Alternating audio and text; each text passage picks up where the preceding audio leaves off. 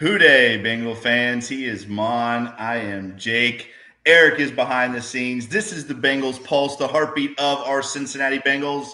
And tonight, Bengal fans, we have a treat for you. We are going to bring him on. There's not even a need for an introduction.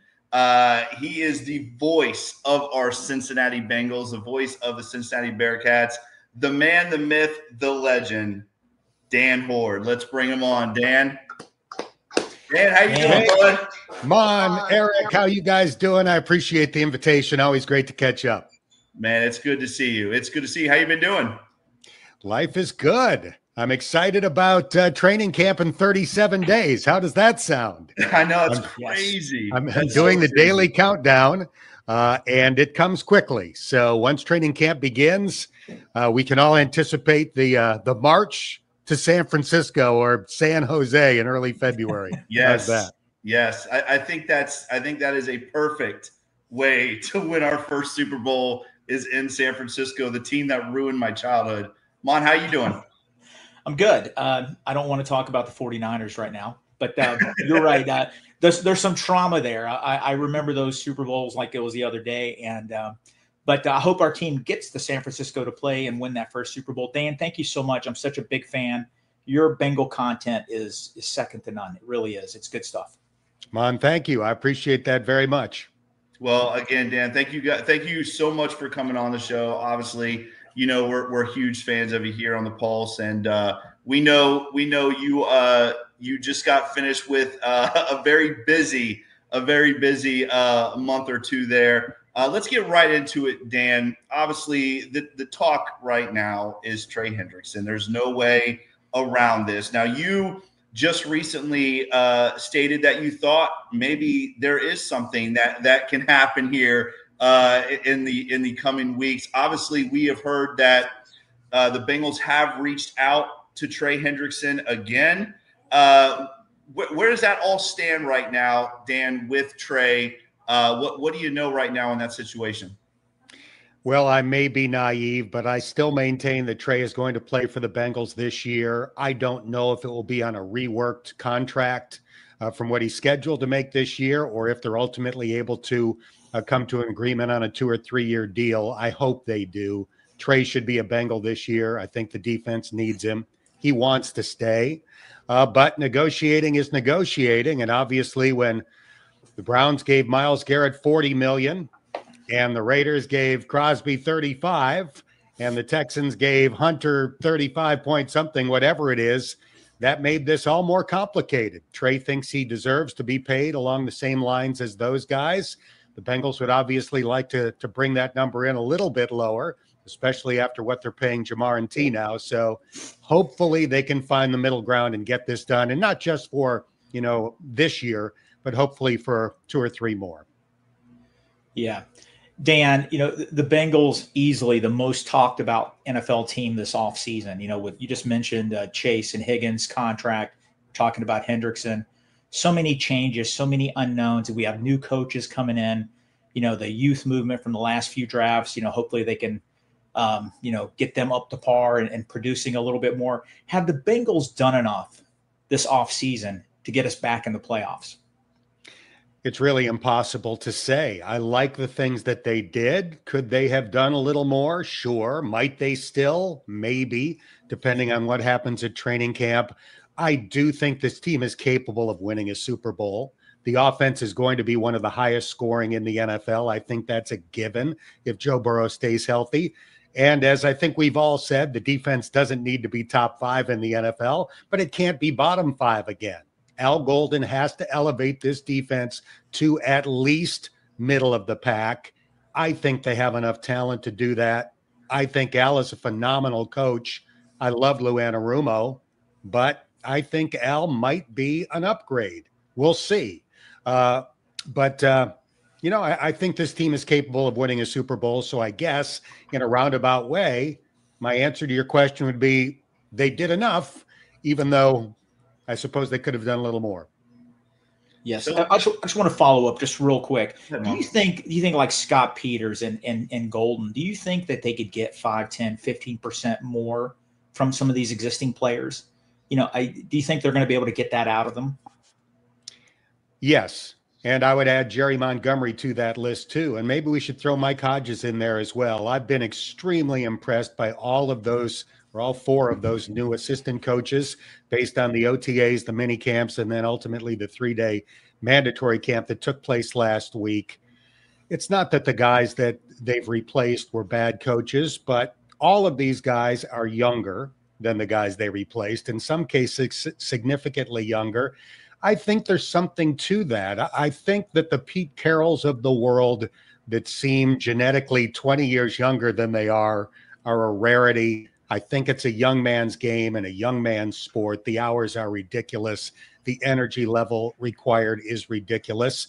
And I think that those four guys are capable of making all four of their position groups, or in Al's case, the defense as a whole, a little bit better. And if all of those groups are a little bit better, again, that could be enough to elevate this defense to the point that it needs to get to. Well, and we've heard a lot of the players talking very positively about Montgomery and Peters as well. I mean, obviously, Dan, those two guys were put in they're thrown in a tough situation with those two position groups being under a lot of scrutiny. Obviously, you said you've liked what you've seen. Have the players responded well to that new coaching staff, whether it's the whole defensive side of the ball or Peters on the offensive line? How are the players responded? They've said nothing but great things about the new assistant coaches, and that's to be expected to a certain degree. Players typically don't rip coaches, new coaches, old coaches, whatever. But when you're around these guys on a regular basis, you can read between the lines a little bit. And when the praise is as effusive as it's been, off the charts praise for Al Golden and his attention to detail, wow. Scott Peters and the hand stuff that he's brought to the offensive line, Jerry Montgomery and his attention to detail. I haven't talked to as many linebackers about Mike Hodges. I will when we get to training camp. But just those other three guys, I've asked a bunch of defensive players about them. And again, the praise hasn't been along the lines of, yeah, he's good, I'm impressed. Instead, it's he's phenomenal. He's going to make a big difference. I feel like he's going to change my career. So we'll see if that's the case. But again, based on the comments that I've received from those guys, it's really caught my ear.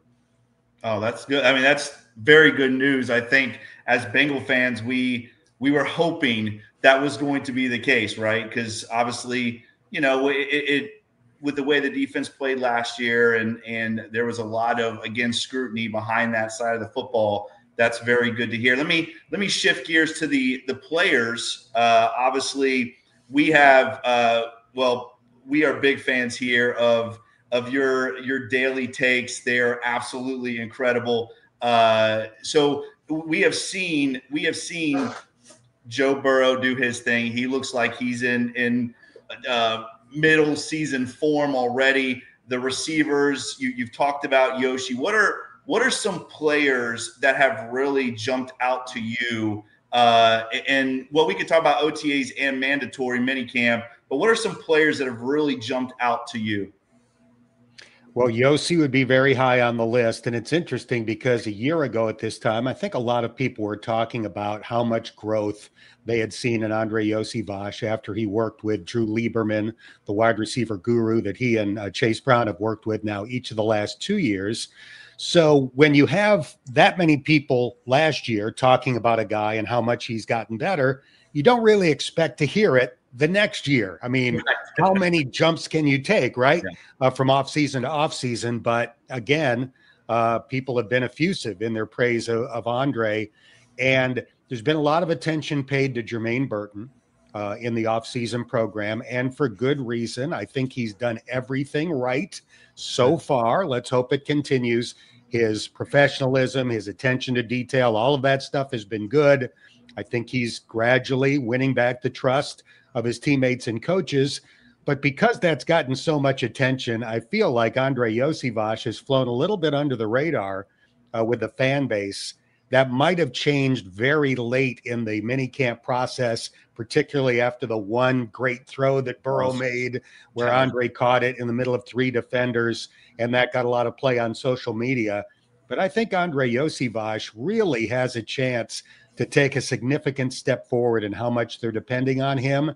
He acknowledges there are only going to be so many targets with Jamar T and Mike Gesicki, but what he does with those targets, can he add another couple hundred yards of yards after catch with his improved strength and continued twitchiness and speed and the things that he continues to improve? I think that's a very realistic possibility. And if you take, T with 1,500 yards and Jamar with 1,500 yards, T potentially with 1,000 yards, and now maybe Andre goes from 500 to 750 or something like that. Wow. You've got an unbelievable trio of wide receiver weapons that would be better than any other team in the NFL. Yeah, that's over. That would be unbelievable. Dan, I want to talk to you about something. I'm really salty about this. Last year on your pod, you had a great you're talking about the 2024 schedule, and you had Mike North on. And you very professionally told him or advised him that the Bengals have played in Baltimore 3 consecutive years in prime time. He genuinely seemed surprised, like he wasn't aware of that.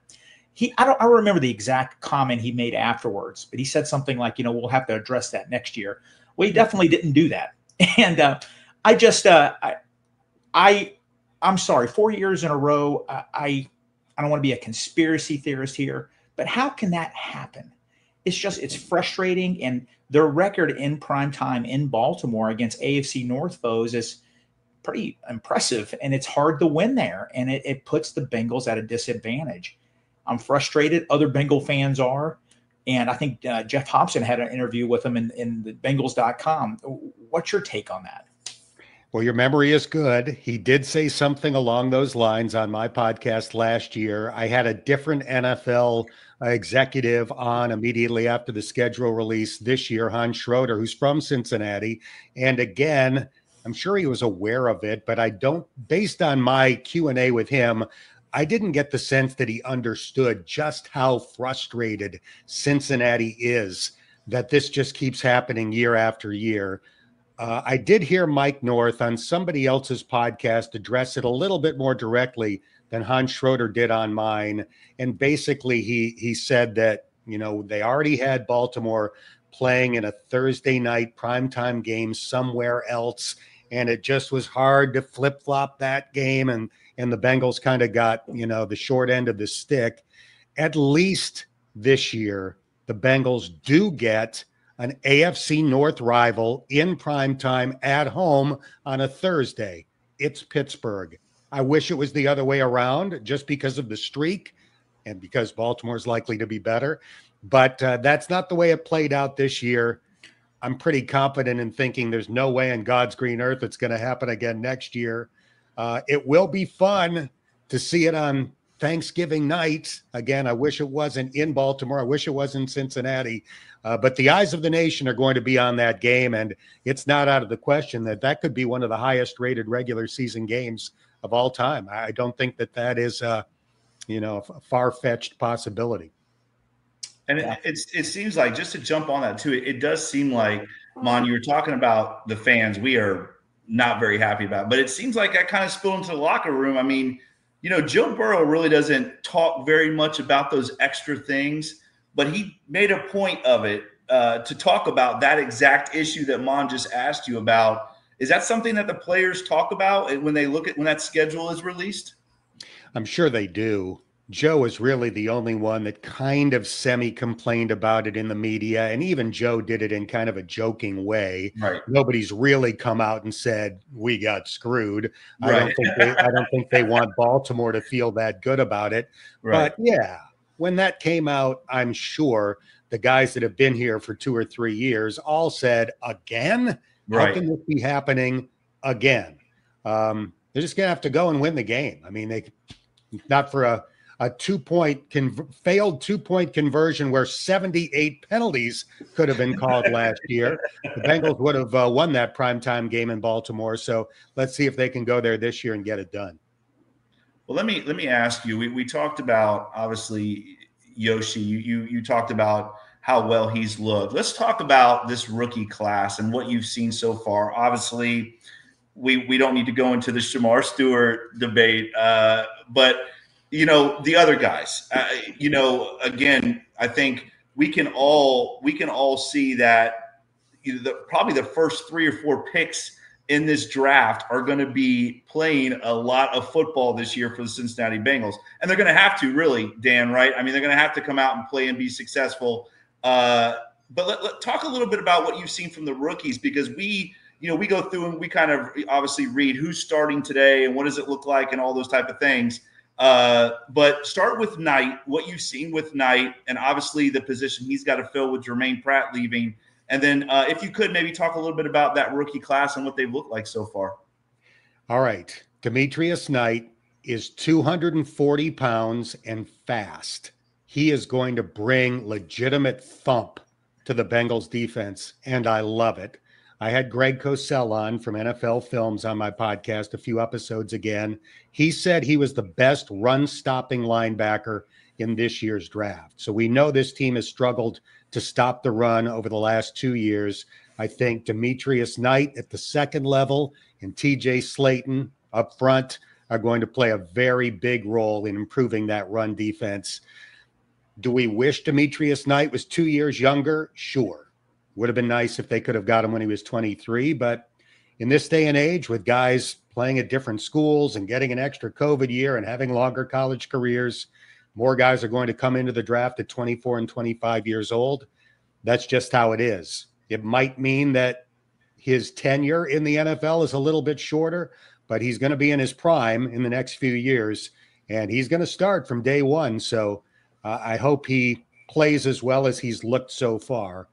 Dylan Fairchild, I think, has been impressive. I'm not fearful that he's going to be able to start as a rookie at left guard and do a good job. I talked about him at length with Dave Lapham recently. And one thing that Lapp said, he has so much expertise when he watches offensive line drills that never would come to me from not having played it for 10 years in the NFL and never having played it in my case.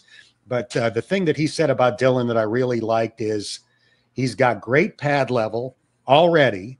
And Lapp said, whether it's youth or lack of injury, he's got it better than a lot of guys will ever have it in their NFL careers. So that's a good place to start. A guy that's as big and strong as Fairchild is and already has great pad level. That's not something that needs to be taught. I think Barrett Carter looks like a guy that's going to help right away in obvious passing downs. One of the Bengals scouts, Andrew Johnson, told me he was the best cover linebacker in this year's draft class. I think that and special teams will be his role right away. I've been really impressed by the other offensive lineman, Jalen Rivers. Nice. I don't know if he'll play a significant role this year. Probably not. But he looks like a guy that's got a very bright future to me. Super smart, very flexible in terms of where he can play. Almost played equal snaps at tackle and guard last year. And it was weird how the Miami Hurricanes did it with him. He was changing positions series to series. It wasn't a situation where, all right, he's the left tackle. Now you've got an injury at guard. He kicks inside or something like that. They were seemingly playing him half of the time at tackle, half of the time at guard in individual games. That's weird. Is very unusual. I'm not sure why Miami did it, but I think it's beneficial to Cincinnati that he's got that many reps at both. And then Taj Brooks. Taj Brooks had 18 running backs taken ahead of him in this year's draft. This is a guy that had more than 1,500 rushing yards each of the last 2 years, topped 100 yards in every game last year, topped 120 in 9 out of 11. He's had at least 95 rushing yards in his last 22 college games. In a normal year, Taj Brooks is probably like the 8th running back taken instead of the 19th running back taken. I don't know what number Chase Brown was, but obviously, being a later pick, there were several running backs taken ahead of Chase. We know how good he's turned out to be.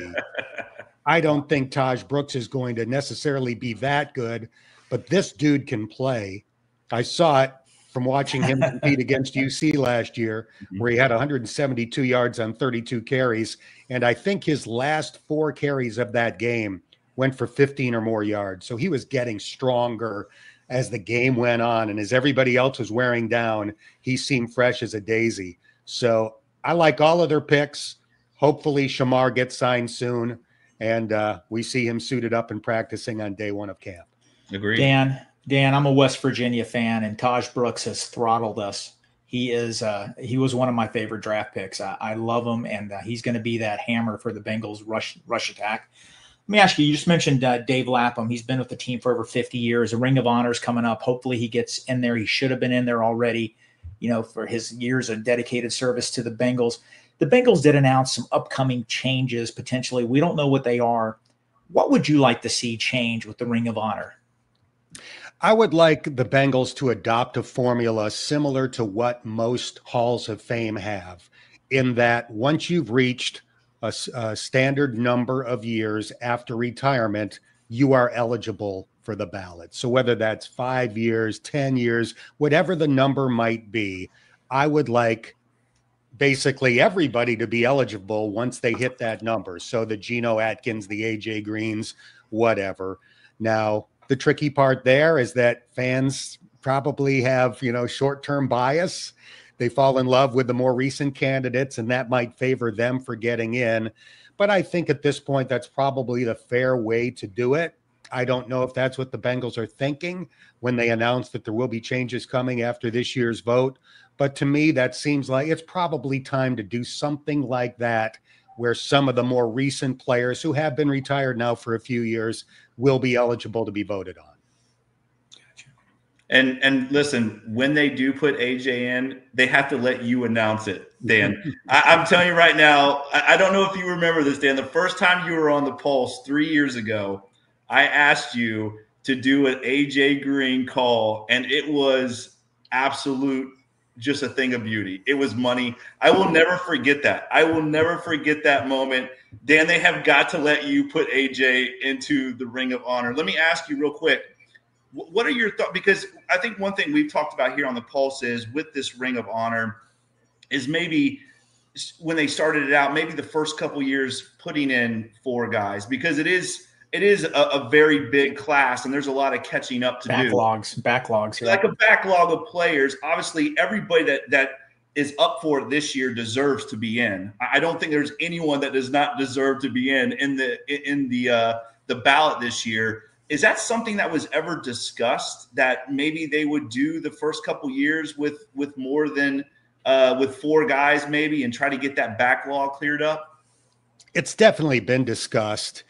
It's such a fine line. I think from the Bengals' perspective, you want the deserving people to get in. On the other hand, you want each class to be special in its own right. You want those guys to receive the attention that they deserve. So it's a real balancing act.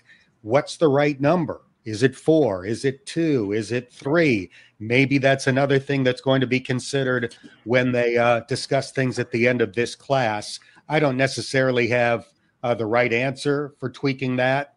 I might, prefer maybe adding 1 guy to each year's class to try to take care of that backlog a little bit. But the good news is we have it.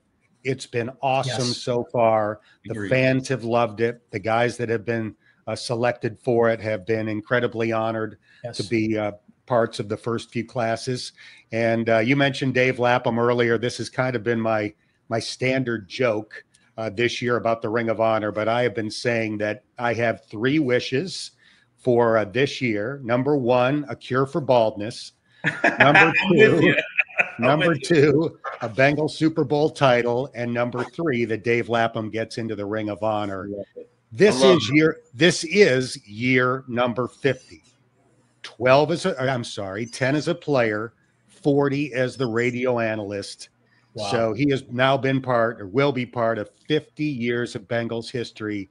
It's the perfect time to do it. It's such it's the perfect number. It's the perfect time.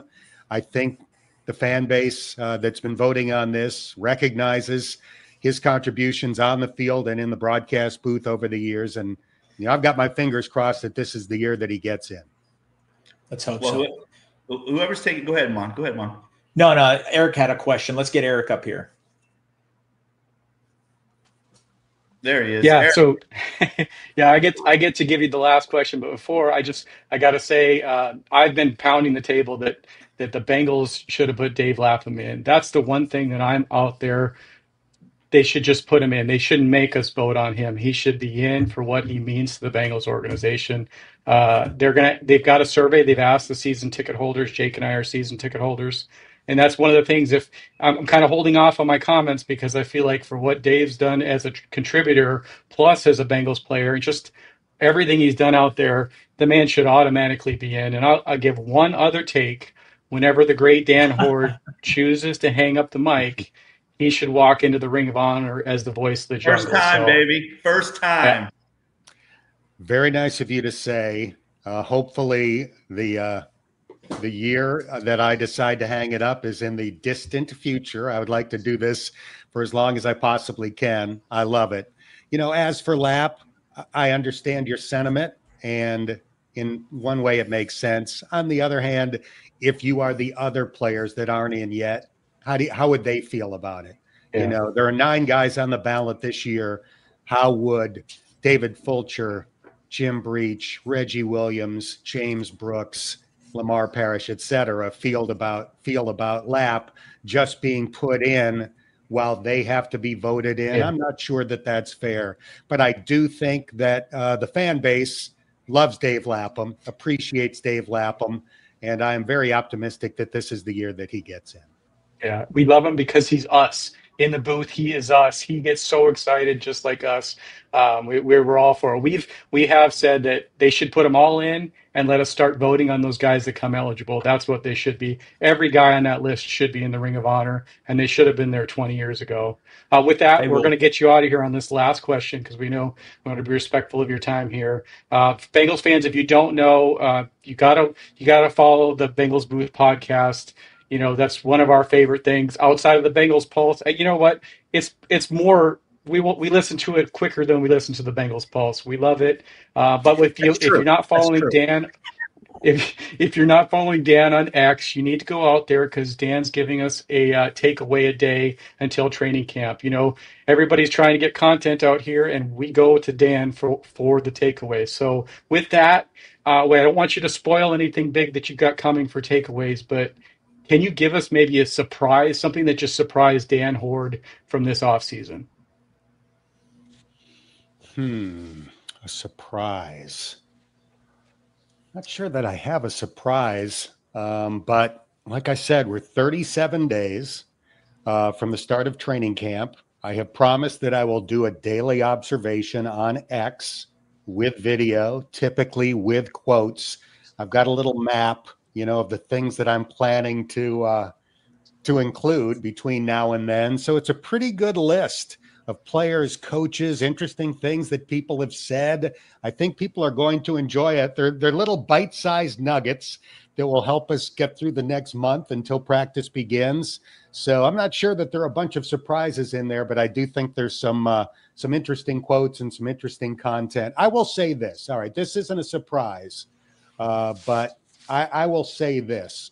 I played an interview that I did with Joseph Osai. I think it was in the last Bengals Booth podcast, where I had asked him about Trey Hendrickson and how hopeful he was that, the Bengals would work things out and Trey would be back. And I thought his answer was one of the best quotes from a Bengals player I have ever heard. I'm going to see if I have it because I typed it up on my phone. Stand by. This shouldn't take long. No, you're good. Take your time. All right. Here was Joseph Osai's quote on Trey Hendrickson. I told him multiple times, I'll be selfish and say, I need you back. I'll be selfish and say, I want you back. The defense needs him. You feel his presence when he's out there for sure. You can ask any O-lineman in the league. When Trey lines up in front of you with his slightly tinted face mask and his no gloves and his long sleeves and tights and his black shoes strapped all the way up, you know you've got war the whole game. There's no play off. How great is that quote? That's awesome. I want to run to a wall. It gave me chills when he said it. That's one of the best player quotes about a teammate I've heard in 15 years of doing this. We need to turn that into a song. That is a song. Joseph, get with us. We'll use ChatGPT. That is a song. Eric, you need to splice this and put it on And I think we're all too. I think we all are rooting for Joseph Asai too. You know, I really, he's a guy that you talk about. Somebody the Bengals need. We need him too, right? We need him too. He looks so well those last 5 or 6 games of the year. He really flashed big time. Really flashed. Dan, thank you so much for coming on. Let me just say this, man. You truly are the best. We appreciate you so much. Not just us, but all Bengal fans out there. When we told everybody you were going to be on, you should have just our Twitter blew up. You are just the man, and we appreciate you. And let me just say this: whoever's listening to Dan's 3 wishes, I got the same 3. Give me the cure for baldness and the Bengals Super Bowl, and give me laughing. I'm good with that, Dan. Remember, we said Hobson was the 5th Beatle. Hobson's out. You're the 5th Beatle. Hobson's out.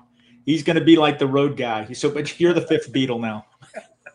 Dan, thank you so much, man.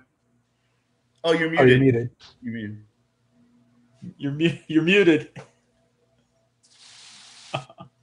Dan, you're muted. You're muted.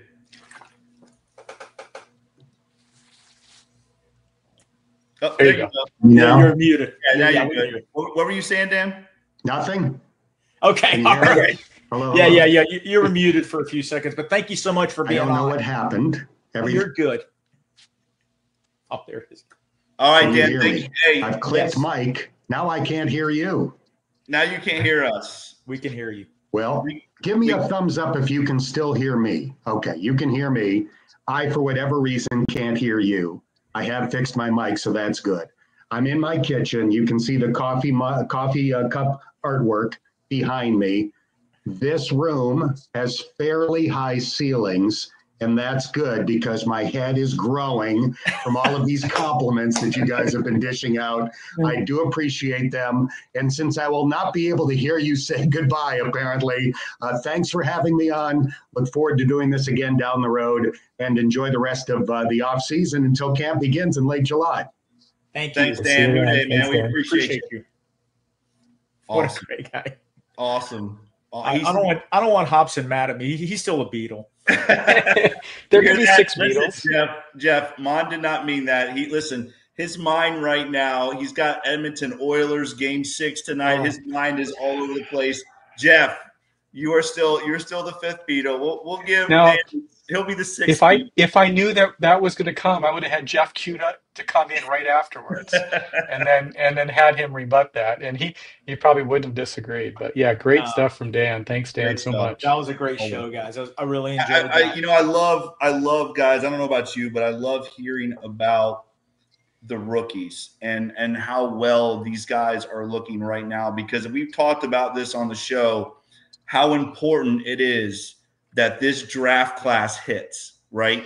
We've talked about it. Obviously, Shamar is not involved right now, but we have talked about that this draft class has got to hit, and it sounds like right now they are. I love hearing that about Demetrius Knight, because I think that was one of the biggest holes, right, Mon?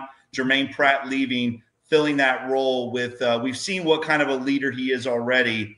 But hearing that from Dan's awesome. Yeah, you know what, Eric, Jake, I mentioned this on a previous show, but Charlie Goldsmith, who does a great job covering the Reds and the Bengals, he had a detailed interview with Bengals staff and Bengals coaches, and he mentioned it. He says the engine to Al Golden's defense is his linebackers, and that's why they drafted too.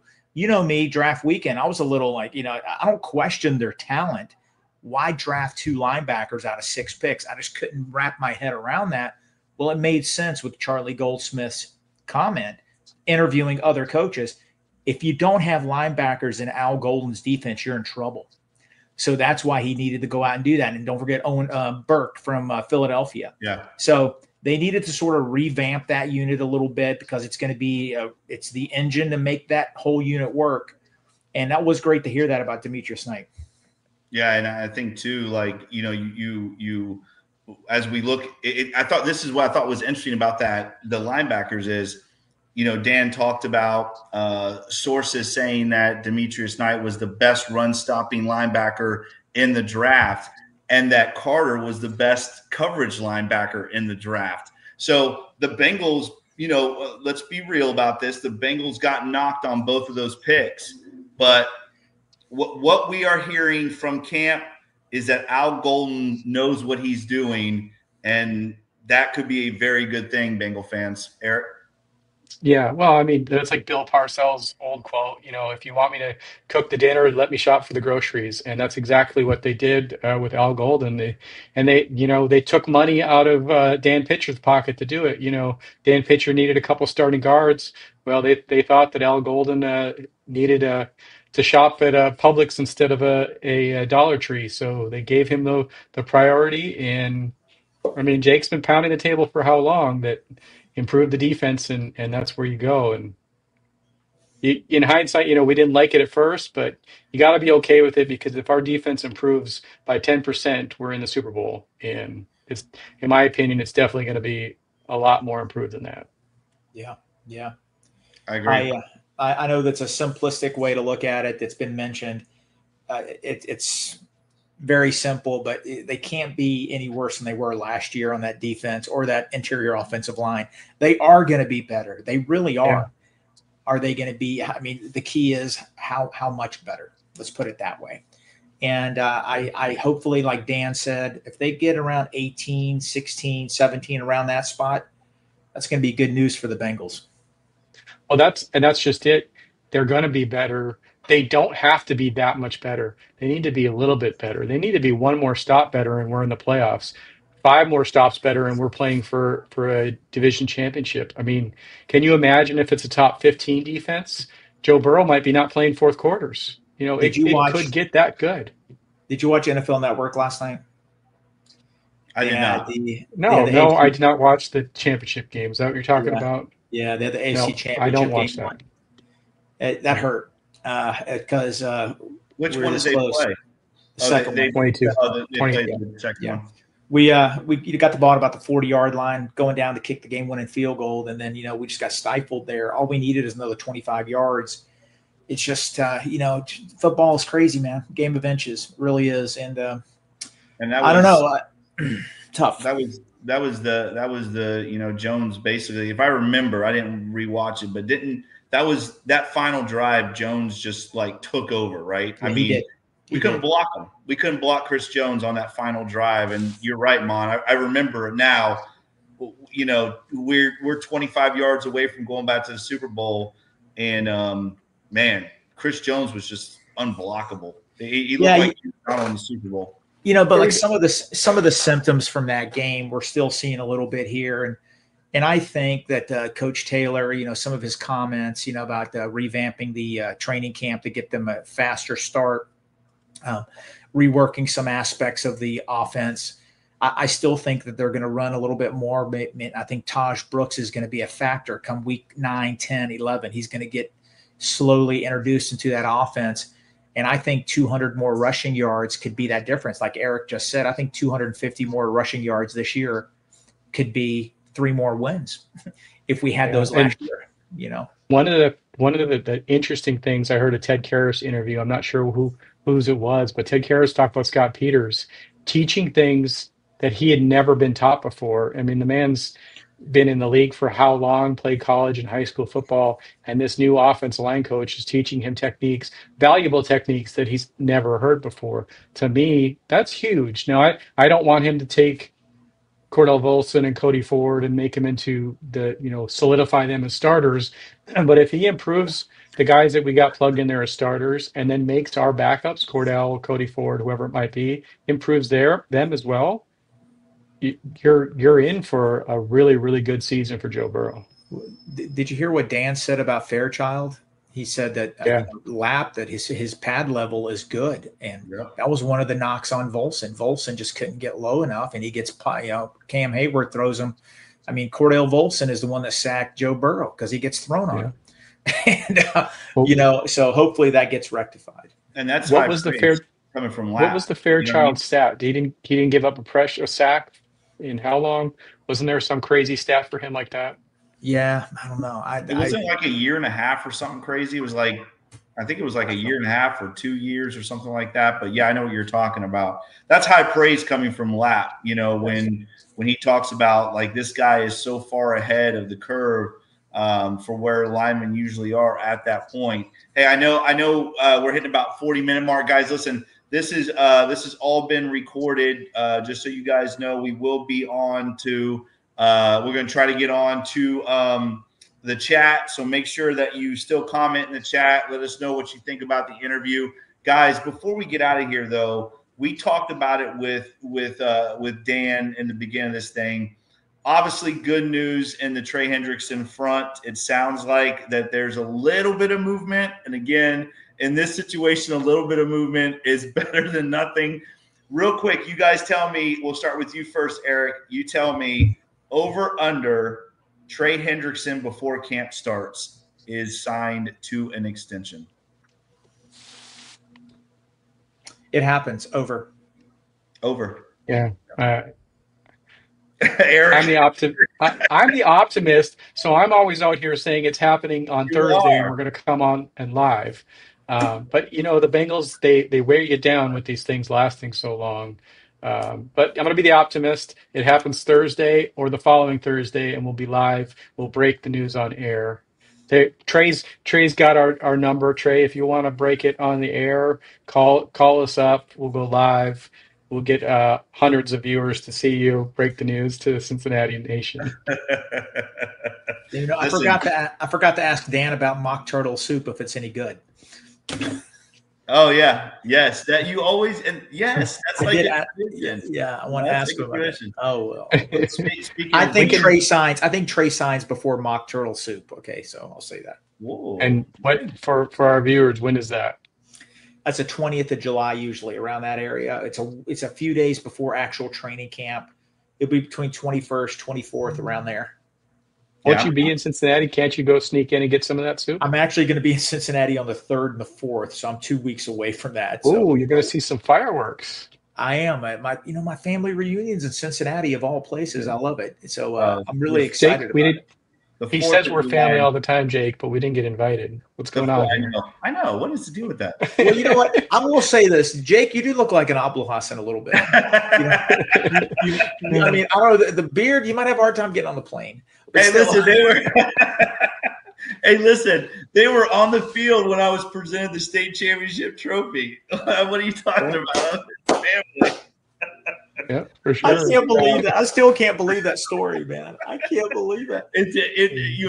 Nobody will believe it. It will go down in the history books. Listen, hey, Dan, once again, a big shout out to Dan Hoard. Thank you so much, Dan, for coming on. Eric, again, let everybody know where they can find Dan. I'm sure they already know, but Eric, let them know. Well, Bengals Booth Podcast, give it a listen. Make sure you subscribe wherever you do as soon as it comes out. One thing that I wanted to ask him that I didn't get to, he's got at the beginning of all his shows, he does these unique takes. They could be, Real American Hero. They could be things like this. My favorite one, and Dan, if you're listening, I love this. He went in how he is, if there was a food competition for reheating food, he would win it. It was a good 2 to 3 minutes about how he dissects a sandwich, reheats each individual piece. Like it's just he could take read the back of a brownie box instructions and you'll be riveted. Just the way he tells a story is just fascinating. An idol of ours as podcasters, a hero of us as a Bengals fan. So it's just great to have him on. So Bengals Booth Podcast and on X at Dan_Hoard. His takes are great. That's the first thing we look for. Give him a like, give him a follow, give him a listen. You will not be disappointed. Like I said, listen to him before you listen to us because he's earned that. Or at the same time. Yeah. Just please listen to us too. Please listen to us. But he's better than us. He's better than us. Mon. All right, we're waiting for Mon's Emmy. Mon, Edmonton. What's going to happen tonight, Mon? Okay. Game 7? I'll tell you, they're bringing them back to Alberta. So they're going to be a game 7 in Edmonton. If they lose, I'm sorry, cover your ears. I'm going to go batshit crazy. Okay. So can we go live for that? Can we go live for it? No, it's not going to be fun because they screwed up. They played in Edmonton 3 days ago. That was their opportunity to take a hold and take control of the series, and they didn't do it. Florida outplayed them. I want to say something about Florida. Florida is a dynasty. They're a juggernaut. Florida is the real deal. They come in waves. I hate to say it, they're the better team. They really are. But Edmonton has the 2 best players in hockey, arguably the top 2 of the top 5. They have to show up these next 2 games. If they take over the game, it's over. They're that good. But Florida just comes at you in waves. I'm hoping Edmonton can do it tonight. And and listen, to jump real quick to baseball, our Cincinnati Reds, they're climbing. They are. They're climbing. They're climbing that ladder. We definitely need to get on here and do a Reds Pulse exercise. You know what? We got to at least do one. We got at least do one. I'm all queued up and ready to go, guys. We paid for the logo. You know what? We have got to at least do one. They're winning too. Guys, listen, they're winning. They're climbing. But Jake, you know how baseball is. It's a grind. It's up and down. But when they have that low point, we got to do the Bengals Pulse, a flat line, or the Reds Pulse. Oh yeah, we did the Bengals Pulse. the red line, the Reds Pulse. You know, we need to do that. Okay, let's get out of here. That is another edition of the Bengals Pulse. As always, guys, if you like this podcast, make sure you like, share, and subscribe to this podcast. Make sure you check us out on all the awesome podcast platforms. Mon? No. I just want to let my wife wanted everybody to know that our son Jake's coming home from Florida State. So, hey, everybody on Bengals Pulse land, my son's coming home. Make sure you follow Mon at the Fire Mon. Make sure you follow me on Twitter at Coach Jake Owens 9. Follow Eric on Twitter at eFlash with 2 H's 88. Follow the Winston Podcast Network on Twitter at Winston Pod. And as always, guys, follow the Bengals Pulse on Twitter at the Bengals Pulse. The same on Instagram without the at the Bengals Pulse. As always, guys, if you like this podcast, give us that 5-star review and make sure you check out all the awesome podcasts right here on the Cincinnati Podcast Network. He is Mon. He is Eric. I am Jake. Big shout out and thanks to Mr. Dan Hoard for coming on the show tonight. This is the Bengals Pulse. Whodey, Bengal fans. We will see you soon.